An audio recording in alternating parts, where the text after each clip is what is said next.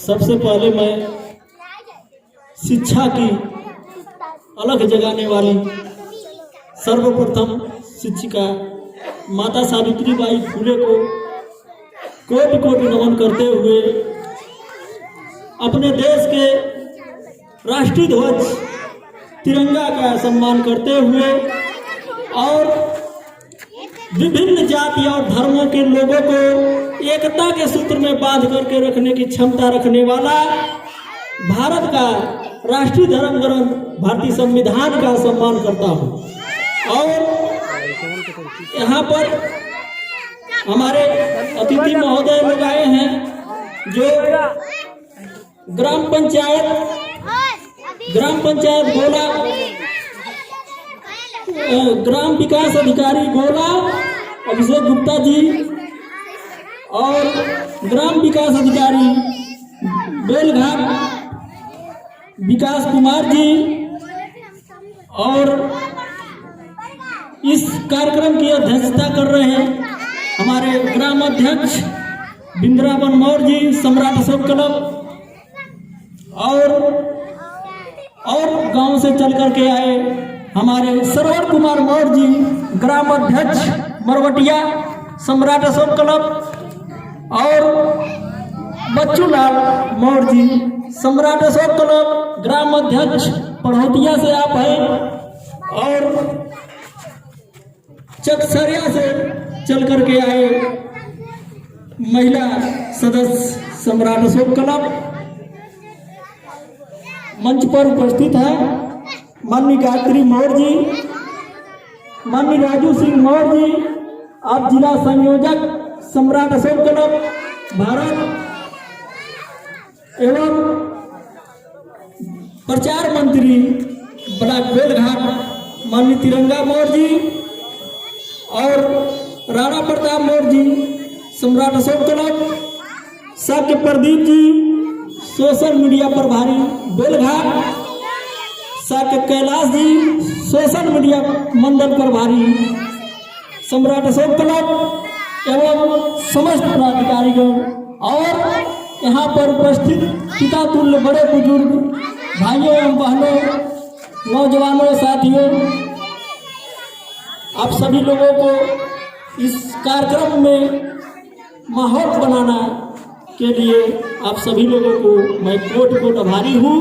और साथ ही कहना है कि और आज जो ये बात शिक्षा की हो रही है तो शायद 180 साल पहले हम लोग यहाँ के लोग कैसे रहे होंगे जो शिक्षा से दूर रखा गया था, जिनको पढ़ने लिखने का अधिकार नहीं था और आज शिक्षा का केंद्र विद्यालय बने हुए हैं जगह जगह। तो आज शिक्षा रहती हुई हम लोगों की ये दुर्दशा है, अशिक्षा नहीं रही होगी तो कौन दुर्दशा रही होगी उन लोगों के सामने। थोड़ा इसको गहराई से आप लोग सोचिए कि आज शिक्षा है ये समाज की ये दुर्दशा है। आज शिक्षा है तभी दुर्दशा है और शिक्षा नहीं रही होगी तब क्या गुजर रहा होगा लोगों पर। सोच लीजिए, क्या वो लोग अपने को इंसान समझते होंगे, जानवर बनकर जी रहे होंगे। लेकिन ऐसे ही क्रांति शिक्षा की अलग जगाने वाली महाराष्ट्र प्रांत के माता सावित्रीबाई फुले, जो उनके पति ज्योतिबा राव फुले, लड़के लोग चुप, ये दोनों दंपत बैठ जाओ, नीचे बैठ जाओ। अपने जीवन में एक भी अपने देह से बच्चे नहीं पैदा किए, बल्कि अपने समाज को बच्चा माने सबको कि मैं सभी को शिक्षा दूंगा। अपनी जीवन बिता दिए राष्ट्र तक। दो ही दंपत थे, जबकि लोग लड़के बच्चों के लिए भूखे रहते हैं कि मेरे कोई संतान हो जाए, लेकिन ऐसे लोग थे कि पूरे समाज को अपना परिवार समझते थे। क्योंकि उस समय की घटना है कि एक राजकुल शिक्षा चलती थी, एक समाज में राजकुल शिक्षा चलती थी जिसमें राजा के लड़के केवल पढ़ते थे उस समय। उसके बाद आई गुरुकुल की शिक्षा, गुरुकुल की शिक्षा जिसमें गुरु के ही लड़के खाली पढ़ते थे और लोग पढ़ने से वंचित दूर रखा गया था।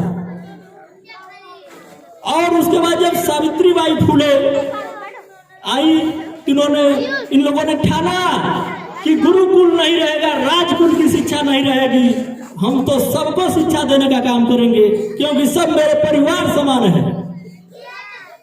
तो आज 3 जनवरी कल ही था, उसके उपलक्ष्य में हम लोग ये कार्यक्रम कर रहे हैं क्योंकि वो कार्यक्रम सरिया गांव में लगा हुआ था और आज यहाँ पर हो रहा है।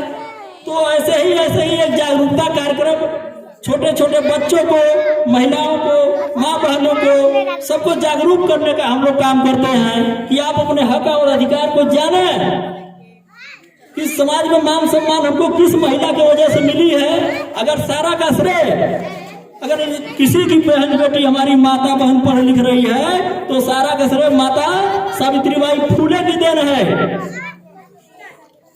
उनके अलावा कोई दूसरा शिक्षिका नहीं थी कि जो समाज को पढ़ा सके। यातनाओं को झेला, गालियों को सुना, लेकिन आज वो अमर हो गई हम लोगों के बीच में और हम लोगों का सौभाग्य है कि उनकी जयंती मना रहे हैं। हम लोगों का सौभाग्य है कि जयंती मना रहे हैं। उन लोगों का दुर्भाग्य तब था कि झेले, वो दुर्भाग्य ही था कि झेले समाज में कीचड़ फेंका गया, गाली दिया गया।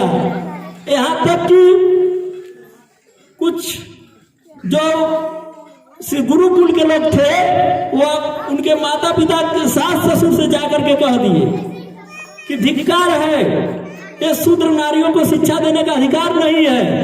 तो उनके सास ससुर अपने बेटा और पतोह को अलग कर दिए। सास ससुर से भी यातना झेलनी पड़ी, समाज से झेलना पड़ा, तब जाकर के पढ़ने लिखने का हम लोगों का अधिकार मिला। तो सारा का श्रेय सब सावित्रीबाई फुले को जाता है। लेकिन आज जब हमारी माँ बहन पढ़ लिख लेती है तो जाती है कहीं और जगह लड्डू चढ़ाने। उसको पता नहीं है कि हम को पढ़ने लिखने का अधिकार, चूंकि उनका भी दोष नहीं है। समाज में ऐसी सिस्टम नहीं बना, जो लोग जाने वो बताए नहीं, ऐसा ही छुपते या चलते चला आया, आज तक यही आ रहा है। तो जो इतिहास के पन्नों में दर्ज है उसको भुलाया नहीं जा सकता, उसको फॉलो किया जा सकता है। और ये संविधान का देश है, सब लोग को अपने बोलने का अधिकार है, सबको अपने रहने का अधिकार है। तो ऐसे ही आज ऐसे संविधान के पावर के तहत हम लोग यहाँ पर बैठे हुए हैं। जो संवैधानिक संस्थाएं हम और आपको बोलने का आदेश दिया, स्कूल में पढ़ने का अधिकार दिया, मान सम्मान मिल रहा है, तो सारा का श्रेय संविधान पर जाता है। तो कहना है कि जब शिक्षा छीनी गई थी तो हमारे देश में तो आग लगी घर में कुछ बचा ही नहीं था। आग लगी घर में कुछ बचा नहीं था और जब हम बच गए तो लगा कुछ जला ही नहीं था। जब हम बच गए लगा तो कुछ जला ही नहीं था। हमारे देश की संस्कृति मिटाई गई, नालंदा विश्वविद्यालय फूंका गया क्योंकि उसमें लोग पढ़ करके गुरु हुआ करते थे, टीचर हुआ करते थे, वैज्ञानिक हुआ करते थे और उसको फूंक दिया गया कि ये न रहेगा। तो सब लोग मूर्खता की श्रेणी ओर चले गए। जब यूनिवर्सिटी को जलाई गई, कभी ये भारत विश्व गुरु हुआ करता था, दुनिया के लोग भारत में ककहरा पढ़ने आते थे, दुनिया के लोग भारत में ककहरा पढ़ने आते थे। आज यहाँ का बच्चा जा रहा है जापान, अमेरिका, और लोग कह रहे हैं भारत विश्व गुरु बनेगा। लोग कह रहे हैं भारत विश्व गुरु बनेगा कि दूसरे देश में पढ़ने वाला कि भारत से जाके दूसरे देश में जो पढ़ेगा गुरु बनेगा कि चला, आप लोग तय करिए। कभी हमने नालंदा में पढ़ाया तो गुरु बने भारत, आज पुनः उल्टा हो गया, वो लोग विदेशों में जाकर के पढ़ रहे हैं। तो फिर वही माहौल आएगा समय में, केवल एक क्रांति ये जज्बा, ये हौसला जब चलता रहेगा तो फिर यूनिवर्सिटी की स्थापना होगी और फिर विश्व गुरु भारत बनेगा। जब हम विदेशियों को ले आके पढ़ाएंगे नालंदा में, तब विश्व गुरु भारत बनेगा। तभी यहाँ का नाम रोशन होगा इस धरती का।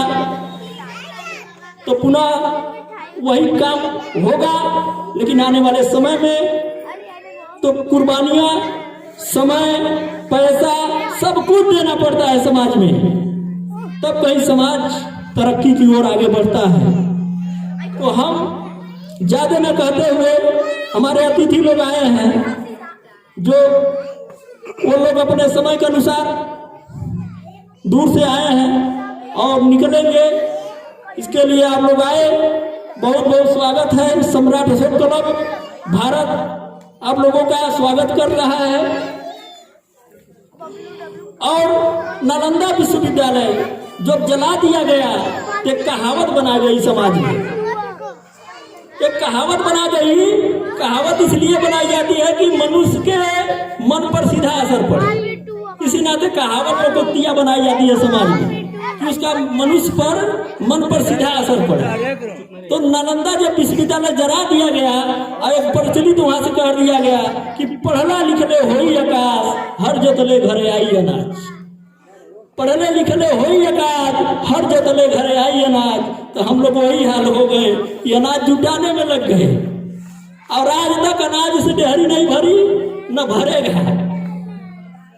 तो अब वहां से जीते खाते समय अपने क्रांति को आगे हम लोग बढ़ावे और उन मुकाम तक पहुंचावे जब तक भारत विश्व गुरु फिर बनाना है भारत को विश्व गुरु बनाना है शिक्षा के माध्यम से। इसी के साथ हम अपने वाणी को विराम देता हूं। जय संविधान, जय भारत। बहुत बहुत धन्यवाद जिला गोरखपुर सम्राट अशोक क्लब प्रचार मंत्री जी। मैं आपके उद्बोधन से हमको एक बोध कथा याद आ गई और हम चाहते हैं कि उस बोध कथा को आपको बताएं। बोध कथा उसे कहते हैं कि जिससे किसी की बुद्धि खुल जाए, बोध कथा उसे कहते हैं। एक बार की बात है कि एक विद्वान आदमी भगवान बुद्ध के शरण में आता है और वो कहता है कि मैं बहुत सारे धर्म ग्रंथ, बहुत सारी किताबों को हम पढ़ चुके हैं, अध्ययन कर चुके हैं, लेकिन मैं जिस समस्या का हल खोज रहा हूँ वो आज तक उस समस्या का हल नहीं निकल रहा है। तब तथागत गौतम बुद्ध बोले, क्या बात है बताओ। तो उस विद्वान ने कहा कि मैं मरना नहीं चाहता हूं, कि मैं मरना नहीं चाहता हूं। तो भगवान बुद्ध ने कहा कि बस एक छोटी सी बात। तो विद्वान बोला कि आपको ये छोटी सी बात लगती है, मेरी पूरी उम्र निकल गई इस समस्या को ढूंढने के लिए। तो भगवान बुद्ध ने कहा कि अगर आप अपने लिए और अपने परिवार के लिए जीते हैं तो दुनिया की कोई ताकत नहीं रोक पाएगी आपको मरने से, और अगर आप समाज और देश के लिए जिएंगे तो आप कभी भी नहीं मरेंगे। ये मेरा वचन है।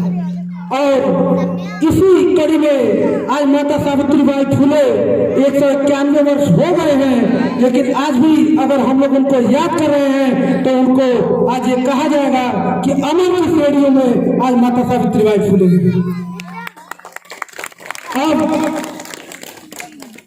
मैं चाहूंगा ब्लॉक गोला ग्राम पंचायत अधिकारी आए हैं, मैं उनके लिए भी 2 लाइनें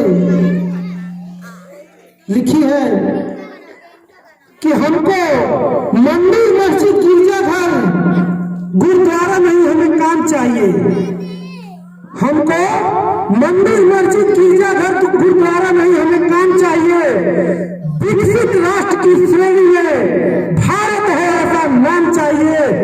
ईद दिवाली भले मनाए लेकिन पहले संविधान सम्मान चाहिए, पहले संविधान सम्मान चाहिए। दुनिया में जापान से नहीं, भारत में निर्माण चाहिए, भारत में निर्माण चाहिए। आइए माननीय अक्षय गुप्ता जी, बेला ग्राम पंचायत अधिकारी।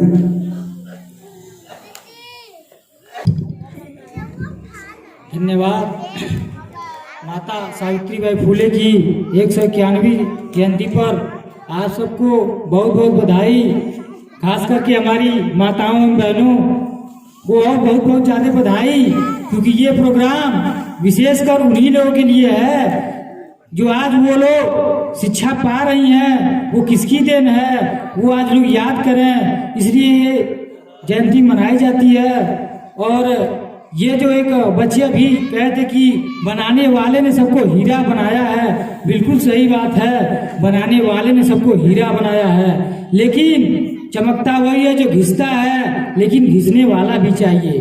और हमारे मित्र प्रदीप मौर्य जी वो काम कर रहे हैं, और मैं विश्वास दिलाता हूँ कि कोशिश करने वालों की कभी हार नहीं होती। आप निरंतर ही ऐसे प्रयास करते रहिए। ये नन्हे मुन्ने बच्चे एक दिन हीरे की तरह चमकेंगे और भारत को विश्व गुरु बनाएंगे। जय हिंद।